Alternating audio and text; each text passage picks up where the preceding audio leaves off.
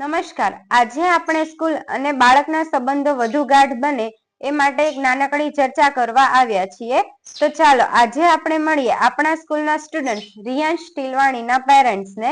આજે મારે તમને થોડા સવાલ પૂછવા છે, જેના જવાબ થકી અમને બાળકના વધુ વિકાસ કર્યામાં માર્ગદર્શન મળી શકે.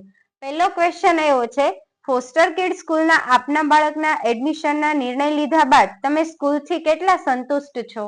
અમે સંતુષ્ટ છે, હોશિયાર થઈ ગયા અમારે પેલા કરતા. ઓકે. સ્કૂલ તરફથી કરવામાં આવતી તમામ એક્ટિવિટી બાબતે તમારું મંતવ્ય શું છે? એક્ટિવિટીમાં એ બહુ હોશિયાર થઈ ગયો છે. એમાં એક્ટિવિટી સરસ અમને ઘરે આવીને વાત કરે છે અને બતાવે છે. ઘણું સરસ શીખી ગયો છે. ઓકે. સ્કૂલ તરફથી થતી એક્ટિવિટી થકી તમારા બાળકમાં તમે કઈ પ્રોગ્રેસ જુઓ છો?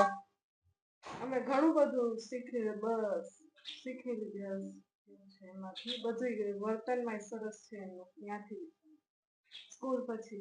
ઓકે. સ્કૂલ સ્ટાફ અને મેનેજમેન્ટ ટીમના વર્તન અને બાળકો પ્રત્યેની સજાગતા વિશે તમે સ્કૂલને 10 માંથી કેટલા માર્ક્સ આપશો? 10 માંથી. Thank you. એડમિશન પહેલા અને અત્યારના સમયગાળા દરમિયાન બાળકમાં તમને શું નોંધનીય ફેરફાર જણાય છે? ઘણો બધો ફેરફાર જણાય છે.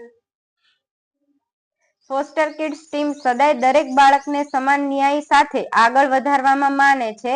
તો શું તમે આ વાત સાથે સહેમત છો? હા, સહેમત છે.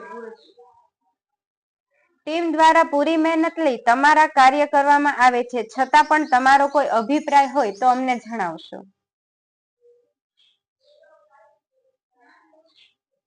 આ બહુ સરસ સ્કૂલ છે. એના પછી બધું રિયાઝ બધું શીખી ગયું છે અહીંયાથી.